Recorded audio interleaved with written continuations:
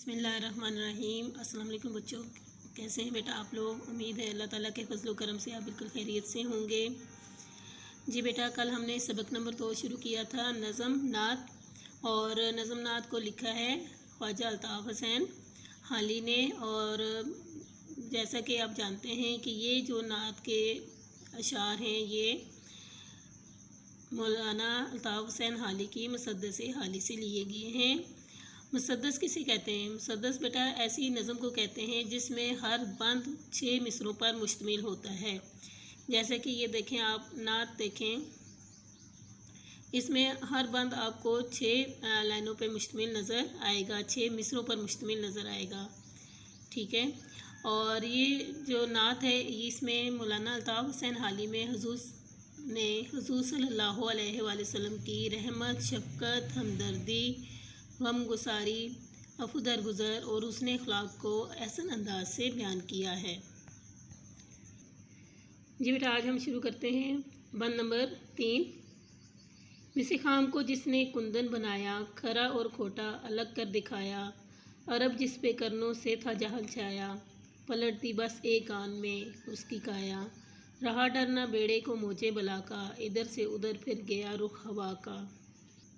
जी बेटा, अब हम मुश्किल अल्फाज के जो मायने हैं इनको डिस्कस कर लेते हैं। मिसे खाम कहते हैं बेटा कच्चे तांबे को, वो तांबा जो अभी साफ़ ना किया गया हो उसे कहते हैं मिसे खाम। कुंदन कहते हैं खालिस सोने को, खरा और खोटा, खरा आपको पता है खालिस को कहते हैं और खोटा कहते हैं नाकिस को। करनों का मतलब होता है ज़मानों से, यानी बहुत ज़्यादा ज़माने दराज से, लंबे अरसे से। जहल का मतलब होता है अंधेरा, जहालत। आन का मतलब होता है इज़्ज़त। काया का मतलब होता है हालत। बेड़े कश्ती को कहते हैं, लेकिन यहाँ नज़म में बेड़े से मुराद मुसलमान कौम है। मोजे बला का मतलब होता है मुसीबतों की कसरत। जी बेटा, अब हम तशरीह करते हैं।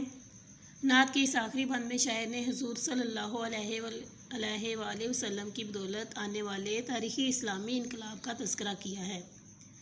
हुज़ूर सल्लल्लाहु अलैहि वसल्लम ने अपनी मुबारक तालीमात की बदौलत अरब के लोगों की फ़साद व बलागत और जुर्रत व बहादुरी को मस्बत जहत अता की, यानी मस्बत कोशिश अता की। यूँ इंसानी किरदार को आला सिफ़ात से मुत्सिफ़ करके मिसे खाम को कुंदन बना दिया, यानी कच्चे तांबे को खालिस सोना बना दिया।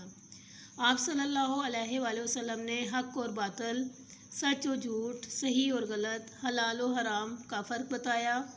वो अरब जो सदियों से जहालत के अंधेरे में डूबा हुआ था, आप सल्लल्लाहु अलैहि वसल्लम ने अपनी मुबारक ज़िंदगी के मुख्तसर अरसे में पूरे अरब की काया पलट दी, मतलब उसकी हालत बदल दी। अरब की गुनाहों से आलूदा और जहालत के अंधेरों में डूबी इंसानियत नूरी तालीमात की रोशनी से मुनव्वर हो गई। झूठ, गुनाह, बुराई की जगह सच, नेकी और हिदायत को राह मिली। यूँ इंसान ग़ुलामी,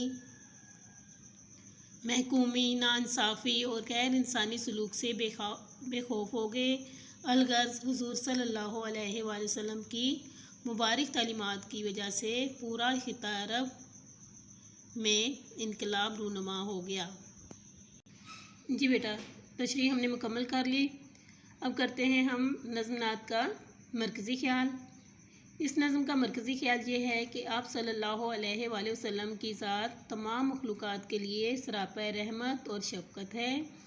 आप सल्लल्लाहु अलैहि वसल्लम सबके हमदर्द और गमगुसार थे।